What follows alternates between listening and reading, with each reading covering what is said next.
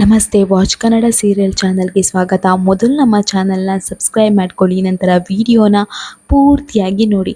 ಇವತ್ತು ಏನೆಲ್ಲ ಆಗುತ್ತೆ ನೋಡೋಣ. ಚಂದನ ವ್ರತ ಮಾಡ್ತಾಳ, ಕಾತ್ಯಾಯಿನಿ ಮನೆಯವ್ರ ಬಗ್ಗೆ ಏನೆಲ್ಲ ಮಾತಾಡ್ತಾಳೆ, ಅವರಿಗೆ ಅವಮಾನ ಮಾಡ್ತಾಳ. ಹಾಗೆ ನಟರಾಜನ ಹೆಂಡತಿ ಸತ್ಯ ಏನು, ನಟರಾಜ್ ನಿಜವಾಗಿ ತನ್ನ ಹೆಂಡತಿಯನ್ನು ಕೊಲೆ ಮಾಡಲಿಲ್ವಾ, ಏನೆಲ್ಲ ಆಗುತ್ತೆ ನೋಡೋಣ. ಇನ್ನು ಪ್ರಾರಂಭದಲ್ಲಿ ಮುತ್ತು ನಟರಾಜನ ಹತ್ರ ಕೇಳ್ತಾನೆ ಇರ್ತಾನೆ, ಅಲ್ಲ ಅಪ್ಪ, ಅಮ್ಮನ ಮೇಲೆ ಇಷ್ಟು ಪ್ರೀತಿ ಇದೆ ನಿಮಗೆ, ಆದರೆ ಅವರನ್ನು ಕೊಲೆ ಮಾಡಿ ಜೈಲಿಗೆ ಹೋಗಿದ್ದಾರಂತ ಎಲ್ಲರೂ ಮಾತಾಡ್ಕೊಳ್ತಾರಲ್ಲ, ಹಾಗಂದ್ರೆ ಏನಪ್ಪ? ಅಪ್ಪ ನಂಗೆ ಸತ್ಯ ಹೇಳಿ, ಅಮ್ಮನ ಬಗ್ಗೆ ಸತ್ಯ ಹೇಳಿ ಅಪ್ಪ ಅಂತ ಹೇಳ್ತಾನೆ ಇರ್ತಾನೆ ಮುತ್ತು. ಆದರೆ ನಟರಾಜ ಏನೂ ಹೇಳಲ್ಲ, ಅಳ್ತಾ ಸೀದಾ ಅಲ್ಲಿಂದ ಹೋಗ್ತಾನೆ. ಈ ಎಲ್ಲ ವಿಷಯನ ಚಂದನ ಹರಿ ಹತ್ರ ಹೇಳ್ಕೊಳ್ತಾಳೆ. ಆಗ ಹರಿಗಂತೂ ತುಂಬಾ ದುಃಖ ಬರ್ತದೆ. ಅಂದರೆ ಏನು ಹೇಳ್ತಿದ್ದೀರಾ, ಅಂದರೆ ಅಪ್ಪ ಕೊಲೆ ಮಾಡಲಿಲ್ವಾ, ಏನು ಅದರ ಸತ್ಯ ಏನು, ಅಂದರೆ ಅಪ್ಪನಿಗೆ ಅಮ್ಮನ ಮೇಲೆ ಅಷ್ಟು ಪ್ರೀತಿ ಇತ್ತಾ, ನನಗೇನೂ ಅರ್ಥ ಆಗ್ತಿಲ್ಲ, ನಾನು ಇದನ್ನೆಲ್ಲ ನನ್ನ ತಮ್ಮಂದ್ರಿಗೆ ಹೇಳ್ತೇನೆ ಅಂತ ಹೇಳ್ತಾನೆ. ಆವಾಗ ಚಂದನ ಹೇಳ್ತಾಳೆ, ನೋಡಿ ಅವ್ರಿಗೇನು ಹೇಳಬೇಡಿ, ಅವ್ರಿಗೆ ಹೇಳಿದರೆ ಪ್ರಶ್ನೆಗಳ ಮೇಲೆ ಪ್ರಶ್ನೆ ಬರ್ತದೆ. ಇವಾಗ ಈ ವಿಷಯ ನಿಮ್ಮ ಹತ್ರನೇ ಇರಲಿ, ಸಮಯ ಬಂದಾಗ ಎಲ್ಲಾನು ತಾನಾಗಿ ಗೊತ್ತಾಗುತ್ತೆ ಅಂತ ಹೇಳ್ತಾರೆ. ಇನ್ನು ಹರಿ ಮರನ ಹಿಡ್ಕೊಂಡು ತುಂಬಾ ದುಃಖ ಪಡ್ತಾ ಇರ್ತಾನೆ. ಇನ್ನು ಚಂದನ ಹೇಳ್ತಾಳೆ, ನೋಡಿ ಹರಿ, ಎಲ್ಲನೂ ಸರಿ ಹೋಗುತ್ತೆ, ಬನ್ನಿ ಪೂಜೆಗೆ ಹೋಗುವ ಅಂತ ಹೇಳಿ ಪೂಜೆಗೆ ಹೋಗ್ತಾರೆ. ಇನ್ನು ಅವರೆಲ್ಲರೂ ಪೂಜೆಯಲ್ಲಿ ಇರ್ತಾರೆ. ಇನ್ನು ಅಲ್ಲಿಗೆ ಕಾತ್ಯಾಯಿನಿ ಕೂಡ ಬರ್ತಾಳೆ. ಆವಾಗ ಶಂಕರಣ್ಣ ಹೇಳ್ತಾರೆ, ನೋಡಿ ನಾಳೆ ಪೂಜೆ ಇದೆ, ಆ ಪೂಜೆಗೊಂದು ವಿಶೇಷ ಇದೆ. ಏನಂದರೆ ನಿಮ್ಮ ಕುಟುಂಬದ ಒಂದು ಹೆಣ್ಮಗಳು, ಅಂದರೆ ದೋಷ ಪರಿಹಾರ ಸೇವೆ ಅದು ಅಂತ ಹೇಳ್ತಾರೆ. ನಿಮ್ಮ ಕುಟುಂಬದಿಂದ ಯಾರು ಮಾಡ್ತಾರೆ ಅಂತ ಕೇಳ್ತಾರೆ ಶಂಕರಪ್ಪ ಮುತ್ತಣ್ಣನಿಗೆ. ಆಗ ಕಾತ್ಯಾಯಿನಿ ನಗಾಡ್ತಾಳೆ, ಏನು ಇವ್ರ ಕುಟುಂಬದಿಂದ ಒಂದು ಹೆಣ್ಮಗಳು ಸೇವೆ ಮಾಡೋದಾ? ಅಯ್ಯೋ ಶಂಕರಣ್ಣ, ನಿಮ್ಗೇನು ಹೇಳೋದು, ಈ ಕುಟುಂಬಕ್ಕೆ ಹೆಣ್ಣೇ ದಿಕ್ಕಿಲ್ಲ, ಅಂಥದ್ರಲ್ಲಿ ಈ ಕುಟುಂಬದಿಂದ ಒಂದು ಹೆಣ್ಣು ಸೇವೆ ಮಾಡೋದಾ? ಅವ್ರ ಮುಖಗಳು ನೋಡಿ ಸ್ವಲ್ಪ ಅಂತ ಹೇಳ್ತಾರೆ. ತುಂಬ ಅವಮಾನವಾಗಿ ಅವರಿಗೆ ಮಾತಾಡ್ತಾಳೆ. ಆಗ ಹರಿ ಹೇಳ್ತಾನೆ, ನೋಡಿ ಚಂದನ, ಅವ್ರ ಬಗ್ಗೆ ಏನು ಯೋಚನೆ ಮಾಡಬೇಡಿ ಅಂತ ಹೇಳ್ತಾರೆ. ಆಗ ಶಂಕರಣ್ಣ ಹೇಳ್ತಾರೆ, ಯಾಕೆ ಸೇವೆ ಮಾಡಲ್ಲ, ಅವ್ರ ಸೊಸೆ ಇದ್ದಾರಲ್ವಾ ಅಂತ ಹೇಳ್ತಾರೆ. ಆಗ ಕಾತ್ಯಾಯಿನಿ ಹತ್ರ ಬರ್ತಾಳೆ, ಯಾರು ಇವಳಿಗೆ ಸಂಸಾರ ಏನು, ಗಂಡ ಹೆಂಡತಿ ಏನು, ಮನೆ ಏನು, ಏನೂ ಗೊತ್ತಿಲ್ಲ, ಇವಳು ಸೇವೆ ಮಾಡೋದಾ ಅಂತ ಹೇಳ್ಕೊಂಡು ತುಂಬಾ ಹೀಯಾಳಿಸಿ ನಗಾಡ್ತಾ ಇರ್ತಾಳೆ. ಆಗ ಭಾರತಿ ಹೇಳ್ತಾರೆ, ಅಮ್ಮ ನೀನು ಸುಮ್ಮನೆ ಇರಮ್ಮ ಅಂತ ಹೇಳ್ತಾಳೆ. ಆಗ ಕಾತ್ಯಾಯಿನಿ, ನಾನು ಸುಮ್ಮನೆ ಇದ್ರೆಲ್ಲ ಸರಿ ಹೋಗುತ್ತೆ ಕೊಂಡು ತುಂಬ ನಗಾಡ್ತಾ ತುಂಬ ಹೀಯಾಳಿಸಿ ಅವಮಾನ ಮಾಡ್ತಾನೆ ಇರ್ತಾರೆ. ಆಗ ಮಹಿ ಹೇಳ್ತಾನೆ, ಅತಿಗೆ ಅವ್ರು ಹೇಳಿದಕ್ಕೆ ನೀವೇನು ಬೇಜಾರು ಮಾಡ್ಕೋಬೇಡಿ ಅತಿಗೆ ಅಂತ ಹೇಳ್ತಾರೆ. ಇನ್ನು ಚಂದನ ಹೇಳ್ತಾಳೆ, ನಾನು ಸೇವೆ ಮಾಡ್ತೇನೆ ಅಂತ ಹೇಳ್ತಾರೆ. ಆಗ ಮುತ್ತು ಹೇಳ್ತಾನೆ, ಏನು ಹೇಳ್ತಿದ್ದೀಯ ಚಂದನ, ಬೇಡಮ್ಮ, ಅವರೇನೋ ಹೇಳಿದ್ರು ಅಂತ ನೀನು ಮಾಡೋದು ಸರಿಯಲ್ಲ ಅಂತ ಹೇಳ್ತಾರೆ. ಆಗ ಚಂದನ ಹೇಳ್ತಾಳೆ, ಇಲ್ಲ ಅಣ್ಣ, ನಮ್ಮ ಗಂಧದ ಗುಡಿ ಫ್ಯಾಮಿಲಿಗೆ ನಾನಿದ್ದೇನೆ, ಅವ್ರಿಗೆ ಅವಮಾನ ಆಗ್ತಿದ್ರೆ ನಾನು ನೋಡ್ಕೊಂಡು ಸುಮ್ಮನೆ ಹೇಗಿರಲಿ, ನಾನು ಈ ಸೇವೆ ಮಾಡೇ ಮಾಡ್ತೇನೆ. ನೋಡಿ ಶಂಕರಣ್ಣ, ನಾಳೆ ನಾನು ಈ ಸೇವೆ ಮಾಡೇ ಮಾಡ್ತೇನೆ ಅಂತ ಹೇಳ್ತಾರೆ. ಆಗ ಕಾತ್ಯಾಯಿನಿ ಹೇಳ್ತಾಳೆ, ಏನು ನಾಳೆ ನೀನು ಸೇವೆ ಮಾಡ್ತೀಯಾ, ಆಯಿತು ಬಿಡು ನೋಡೋಣ ಅಂತ ಹೇಳ್ಕೊಂಡು ತುಂಬ ನಗಾಡ್ಕೊಂಡು ಅಲ್ಲಿಂದ ಹೋಗ್ತಾರೆ.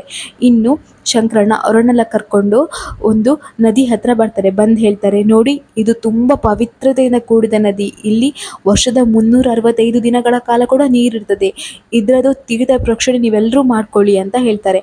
ಆಗ ಮುತ್ತಣ್ಣ ಹೇಳ್ತಾರೆ, ನನಗೆ ಈ ಮನೆ ದೇವಸ್ಥಾನಕ್ಕೆ ಬಂದು ನೋಡಿ ತುಂಬಾ ಖುಷಿಯಾಯಿತು ಶಂಕರಣ್ಣ, ಏನೋ ಒಂಥರ ನೆಮ್ಮದಿ, ಏನೋ ಒಂಥರ ಮನಸ್ಸಿಗೆ ಉಲ್ಲಾಸ ಅಂತ ಹೇಳಿ ತುಂಬ ಖುಷಿಯಾಗಿ ಮಾತಾಡ್ತಾ ಇರ್ತಾರೆ. ಇನ್ನು ಅವ್ರ ಮನೆಗೆ ಹೋಗ್ತಾರೆ. ಮನೆಗೆ ಹೋಗಿ ಎಲ್ಲರೂ ತುಂಬ ಖುಷಿಯಾಗಿ ಪೂಜೆ ಬಗ್ಗೆನೇ ಮಾತಾಡ್ತಾ ಇರ್ತಾರೆ. ಆದರೆ ಚಂದನನಿಗೆ ತುಂಬಾ ಬೇಜಾರಾಗ್ತಾ ಇರ್ತದೆ. ಕಾತ್ಯಾಯಿನಿ ದೇವಸ್ಥಾನದಲ್ಲಿ ಮನೆಯವ್ರ ಬಗ್ಗೆ ಮಾತಾಡಿದ್ದು, ಹೀಯಾಳಿಸಿದ್ದು ಎಲ್ಲನೂ ತುಂಬಾ ನೆನಪಿಗೆ ಬರ್ತಾನೆ ಇರ್ತದೆ. ಆಗ ಮಹಿ ಹೇಳ್ತಾನೆ, ಅತಿಗೆ ಏನಾಯ್ತು ಅತಿಗೆ, ಯಾಕೆ ಇಷ್ಟು ಡಲ್ ಆಗಿದ್ದೀರಾ ಅಂತ ಕೇಳ್ತಾನೆ. ಆಗ ಚಂದನ ಹೇಳ್ತಾಳೆ, ಮುತ್ತು ಅಣ್ಣ, ಅವ್ರು ನಮಗೆ ಹೇಗೆ ಆ ರೀತಿ ಮಾತಾಡಿದ್ರು, ಅಷ್ಟು ಕೆಟ್ಟದಾಗಿ ದೇವಸ್ಥಾನದಲ್ಲಿ ಅಷ್ಟು ಜನರ ಮುಂದೆ ಹೇಗೆ ಅವ್ರು ಆ ರೀತಿಯಾಗಿ ಮಾತಾಡಿದರು, ನಾವೇನು ಮಾಡಿದ್ದೇವೆ ಅವರಿಗೆ, ಯಾಕೆ ಇಷ್ಟು ಹೀಯಾಳಿಸ್ಕೊಂಡು ನಮಗೆ ಮಾತಾಡಿದ್ರು ಅವರು ಅಂತ ಹೇಳ್ತಾ ಇರ್ತಾರೆ. ಆವಾಗ ಹರಿ ಹೇಳ್ತಾನೆ, ನೋಡಿ ಅವ್ರ ಬುದ್ಧಿನೇ ಹಾಗೆ, ಅವ್ರು ಹಾಗೆ ಮಾತಾಡಿದರೆ ಅದಕ್ಕೆ ನೀವು ತಲೆ ಕೆಡಿಸ್ಕೊಳ್ಬೇಡಿ, ನೋಡಿ ನೀವು ನಾಳೆ ಯಾವ ಸೇವೆ ಕೂಡ ಮಾಡ್ತಿಲ್ಲ ಅಂತ ಹೇಳ್ತಾರೆ. ಆಗ ಚಂದನ ಹೇಳ್ತಾಳೆ, ಇಲ್ಲ ನಾನು ಆ ಸೇವೆ ಮಾಡೇ ಮಾಡ್ತೇನೆ ಅಂತ ಹೇಳ್ತಾರೆ. ಆಗ ಅಲ್ಲಿಗೆ ಶಂಕರಣ್ಣ ಬರ್ತಾರೆ. ಶಂಕರಣ್ಣ ಬಂದು ಹೇಳ್ತಾರೆ, ಯಾಕೆಲ್ಲ ಹೀಗೆ ಕೂತಿದ್ದೀರಾ ಅಂತ ಹೇಳ್ತಾರೆ. ಆಗ ಮುತ್ತು ಹೇಳ್ತಾನೆ, ಏನೂ ಇಲ್ಲ ಶಂಕರಣ್ಣ, ನಾವು ನಾಳೆ ಪೂಜೆ ಮಾಡಬೇಕಲ್ಲ, ಅದ್ರ ಬಗ್ಗೆನೇ ಮಾತಾಡ್ತಿದ್ವಿ ಅಂತ ಹೇಳ್ತಾರೆ. ಆಗ ಚಂದನ ಹೇಳ್ತಾಳೆ, ಅಲ್ಲ ಶಂಕರಣ್ಣ, ನೀವು ನಾಳೆ ಒಂದು ಸೇವೆ ಇದೆ ಅಂತ ಹೇಳಿದ್ರಲ್ಲ, ಆ ಸೇವೆ ಏನು, ಅಂದರೆ ಅದರ ಕ್ರಮ ಏನು ನಮ್ಗೆ ಹೇಳ್ತೀರಾ ಅಂತ ಕೇಳ್ತಾರೆ. ಆಗ ಶಂಕರಣ್ಣ ಹೇಳ್ತಾರೆ, ಅದು ತುಂಬ ಶ್ರೇಷ್ಠವಾದ ಸೇವೆ, ಎಷ್ಟೋ ವರ್ಷಗಳ ಹಿಂದಿನ ಕಾಲದಿಂದಲೂ ಪ್ರತಿ ವರ್ಷವೂ ಆ ಸೇವೆ ನಡ್ಕೊಂಡೇ ಬಂದಿದೆ. ತುಂಬ ಪವಿತ್ರವಾದ ಸೇವೆ ಅದು ಅಂತ ಹೇಳ್ತಾರೆ. ನೋಡಿ, ಗೆಂಡವನ್ನು ಕೈಯಲ್ಲಿ ಹಿಡ್ಕೊಂಡು ದೇವಸ್ಥಾನ ಸುತ್ತ ಪ್ರದಕ್ಷಿಣೆ ಹಾಕಬೇಕು ಅಂತ ಹೇಳ್ತಾರೆ. ಆಗ ಮಹಿ ಹೇಳ್ತಾನೆ, ಏನು ಕೈಯಲ್ಲಿ ಹಿಡ್ಕೊಳ್ದ ಅಂದರೆ ಕೈ ಸುಡಲ್ವಾ ಅಂತ ಹೇಳ್ತಾರೆ. ಆಗ ಶಂಕರಣ್ಣ ಹೇಳ್ತಾರೆ, ಕೈ ಸುಡದೆ ದೇವ್ರ ಭಕ್ತಿ ಅಂದರೆ ಹಾಗೆ ಅಲ್ವಾ, ನಿಷ್ಠೆಯಿಂದ ಭಕ್ತಿ ಮಾಡಲೇಬೇಕು ಅಂತ ಹೇಳ್ತಾರೆ. ಆಗ ಹೇಳಿ ಅಲ್ಲಿಂದ ಹೋಗ್ತಾರೆ. ಇನ್ನು ಆಗ ಮುತ್ತು ಹೇಳ್ತಾನೆ, ಬೇಡಮ್ಮ ಚಂದನ, ನೀನು ಅದನ್ನು ಮಾಡೋದು ಬೇಡ, ನಿನ್ನ ಕೈಲಿ ಆಗಲ್ಲ ಅಂತ ಹೇಳ್ತಾರೆ. ಆಗ ಹರಿನೂ ಹೇಳ್ತಾರೆ, ಇಲ್ಲ ಚಂದನ, ನಿನ್ನ ಕೈಲಿ ಆಗಲ್ಲ, ನೀನು ಮಾಡೋದು ಬೇಡ ಅಂತ ಹೇಳ್ತಾರೆ. ಆಗ ಚಂದನ, ಆಯಿತು ನಾನು ಮಾಡಲ್ಲ ಅಂತ ಹೇಳ್ತಾಳೆ. ಇನ್ನು ಈ ಕಡೆ ಭಾರತಿ ಮುತ್ತು ಹತ್ರ ಹೇಳ್ತಾ ಇರ್ತಾಳೆ, ಮುತ್ತು ಮಾವ ಏನು ಗೊತ್ತಾ, ನಿಮಗೆಲ್ಲನೂ ಒಳ್ಳೇದಾಗುತ್ತೆ, ಅಮ್ಮನವರು ನಿಮ್ಗೆ ಒಳ್ಳೇದು ಮಾಡ್ತಾರೆ ಮುತ್ತು ಮಾವ, ಆದಷ್ಟು ಬೇಗ ನಿಮ್ಮ ಮದುವೆ ಆಗುತ್ತೆ, ನೋಡ್ತಾ ಇರಿ, ಈ ಅಮ್ಮನವರು ತುಂಬ ಪವರ್ಫುಲ್, ನಿಮ್ಗೆ ಆದಷ್ಟು ಬೇಗ ಮದುವೆ ಆಗುತ್ತೆ ಮುತ್ತು ಮಾವ ಅಂತ ಹೇಳ್ತಾ ಇರ್ತಾರೆ. ಆವಾಗ ಅಲ್ಲಿಗೆ ಮಹಿಮಾ ಬರ್ತಾಳೆ. ಮಹಿಮಾ ಬಂದು ಹಿಂದಿಯಲ್ಲಿ ಹೇಳ್ತಾಳೆ, ಮುತ್ತುಜಿ ಅಲ್ಲಿ ಬಿಸಿನೀರು ಬರ್ತಾ ಇಲ್ಲ ಅಂತ ಹೇಳ್ತಾರೆ. ಆಗ ಮುತ್ತು ಹೇಳ್ತಾನೆ, ಏನು ಬಿಸಿನೀರು ಬರ್ತಾ ಇಲ್ವಾ ಅಂತ ಹೇಳಿ ಅವರು ಮುತ್ತು ಭಾರತಿ 3 ಜನ ವಾಶ್ರೂಮ್ಗೆ ಹೋಗ್ತಾರೆ. ಆವಾಗ ಈ ಕಡೆ ಹರಿ ಮತ್ತು ಮಹಿ ಮಾತಾಡ್ತಾ ಇರ್ತಾರೆ. ಮಹಿ ಹೇಳ್ತಾನೆ, ಅಲ್ಲ ಅಣ್ಣ, ಮಹಿಮಾ ಅವರು ಬಿಸಿ ನೀರು ಬರಲ್ಲ ಅಂತ ಹೇಳಿದ್ದಕ್ಕೆ ಮುತ್ತು ಯಾಕೆ ಅವ್ರ ಹಿಂದೆ ಹೋದ ಅಂತ ಹೇಳ್ತಾರೆ.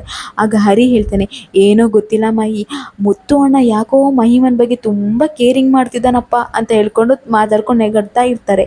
ಇನ್ನು ಈ ಕಡೆ ಮಹಿಮಾ ಗೀಝರ್ ಆನೇ ಮಾಡಿರಲ್ಲ, ಅದನ್ನು ಭಾರತಿ ನೋಡ್ತಾಳೆ. ಭಾರತಿ ಹೇಳ್ತಾಳೆ, ಅಯ್ಯೋ ಮಹಿಮಾ ಅವರೇ, ಗೀಝರ್ ಆನೇ ಮಾಡಲಿಲ್ಲ ಅಲ್ವಾ ಅಂತ ಹೇಳ್ತಾರೆ. ಇನ್ನು ಗೀಝರ್ ಆನ್ ಮಾಡ್ತಾರೆ. ಇನ್ನು ಅಲ್ಲಿ ಬಿಸಿನೀರು ಬರ್ತದೆ. ಇನ್ನು ಮಹಿಮಾ ಬಾತ್ರೂಮ್ ಒಳಗೆ ಹೋಗುವಾಗ ನೆಲದಲ್ಲಿ ನೀರು ಚೆಲ್ಲಿರ್ತದೆ. ನೀರು ಜಾರಿ ಕೆಳಗೆ ಬೀಳ್ಬೇಕಂತ ಹೋಗ್ತಾಳೆ. ಅಷ್ಟರಲ್ಲಿ ಮುತ್ತು ಬಂದು ಅವಳನ್ನು ಹಿಡ್ಕೊಳ್ತಾನೆ. ಅದನ್ನು ಭಾರತಿ ನೋಡ್ತಾಳೆ. ಭಾರತಿ ನೋಡಿ ಶಾಕ್ ಆಗುತ್ತೆ, ಮತ್ತು ಅವಳಿಗೆ ಖುಷಿನೂ ಆಗುತ್ತೆ.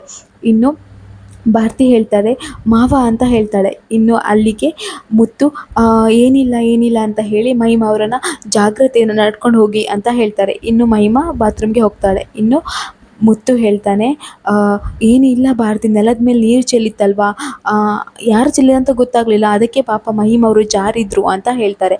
ಆಗ ಭಾರತಿ ಹೇಳ್ತಾಳೆ, ಪರವಾಗಿಲ್ಲ ಮಾವ ಬಿಡಿ, ನಾನೇ ಒರೆಸ್ತೇನೆ ಅಂತ ಹೇಳ್ತಾರೆ. ಆಗ ಮುತ್ತು ಹೇಳ್ತಾನೆ, ಬೇಡ ಭಾರತಿ, ನಾನೇ ಒರೆಸ್ತೇನೆ ಅಂತೇಳಿ ನೆಲ ಎಲ್ಲ ಒರೆಸಿ ಅಲ್ಲಿಂದ ಹೋಗ್ತಾನೆ.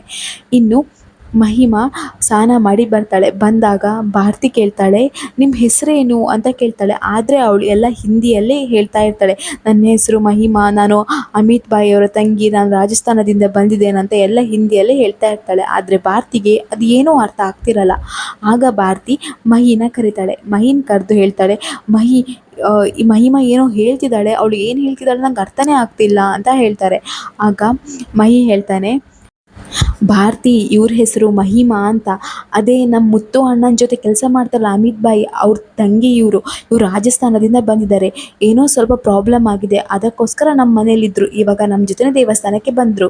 ಅಲ್ಲ ಭಾರತಿ, ಇವರನ್ನೇನು ಆ ದಿನ ದೇವಸ್ಥಾನದಲ್ಲಿ ನೋಡಿದ್ಯಲ್ವಾ, ಹಾಗಿರುವಾಗ ನಿಮ್ಗೆ ಇವ್ರದ್ದು ಪರಿಚಯ ಆಗಲಿಲ್ವಾ ಅಂತ ಹೇಳ್ತಾರೆ. ಆಗ ಭಾರತಿ ಹೇಳ್ತಾರೆ, ಹಾಂ ನೋಡಿದ್ದೇನೆ, ಆದರೆ ನನಗೆ ಅವ್ರ ಹೆಸರು ಗೊತ್ತಿರಲಿಲ್ಲ, ಅದಕ್ಕೆ ನಿನ್ನ ಹತ್ರ ಕೇಳಿದೆ ಅಂತ ಹೇಳ್ತಾರೆ. ಇನ್ನು ಮಹಿಮಾ ಅಲ್ಲಿಂದ ಹೋಗ್ತಾಳೆ. ಆಗ ಭಾರತಿ ಹೇಳ್ತಾಳೆ ಮಹಿ ಹತ್ರ, ಮಹಿ ಏನು ಗೊತ್ತಾ, ಇವರು ಮುತ್ತು ಅಣ್ಣಂಗೆ ಒಳ್ಳೆ ಜೋಡಿ ಅಲ್ವಾ, ನೋಡಲಿಕ್ಕೂ ತುಂಬ ಚೆನ್ನಾಗಿದ್ದಾರೆ ಅಂತ ಹೇಳ್ತಾರೆ. ಆಗ ಮಹಿ ಹೇಳ್ತಾನೆ, ಯಾರು ಇವಳ, ಅಯ್ಯೋ ಭಾರತಿ, ಇವರಿಬ್ರು ಸೆಟ್ ಆಗಲ್ಲ ಬಿಡು, ಏನು ನನ್ನ ಅಣ್ಣನ, ಅವನು ಇವಳನ್ನ ಮದುವೆ ಆದಾಗೆ, ಅವನು ಈ ಪ್ರೀತಿ ಎಲ್ಲ ಮಾಡ್ತಾನ, ನಿಂಗೆ ಗೊತ್ತಿಲ್ವಾ ಅಂತ ಹೇಳ್ತಾನೆ. ಇಲ್ಲಿಗೆ ಈ ವಿಡಿಯೋ ಮುಗಿತೆ. ಮುಂದೆ ಏನಾಗುತ್ತೆ, ಚಂದನ ಸೇವೆಯನ್ನು ಮಾಡ್ತಾಳ, ಕಾತ್ಯಾಯನಿ ಎದುರಿಗೆ ಶ್ರೀಗಂಧದ ಗುಡಿ ಫ್ಯಾಮಿಲಿಯ ಮರ್ಯಾದೆ ಉಳಿಸ್ತಾಳ, ಏನಾಗುತ್ತೆ ಎಲ್ಲ ಮುಂದಿನ ವಿಡಿಯೋದಲ್ಲಿ ನೋಡೋಣ. ಅಲ್ಲಿಯವರೆಗೂ ನಮ್ಮ ಚಾನಲ್ನ ದಯಮಾಡಿ ಸಬ್ಸ್ಕ್ರೈಬ್ ಮಾಡ್ಕೊಳ್ಳಿ. ಹಾಗೆ ನಿಮ್ಮ ಊಹೆ ಮತ್ತು ಅಭಿಪ್ರಾಯಗಳನ್ನು ಕಮೆಂಟ್ನ ಮೂಲಕ ತಿಳಿಸಿ. ನಿಮ್ಮ ಬೆಂಬಲ ಸದಾ ನಮ್ಮ ಮೇಲೆ ಹೀಗೆ ಇರಲಿ.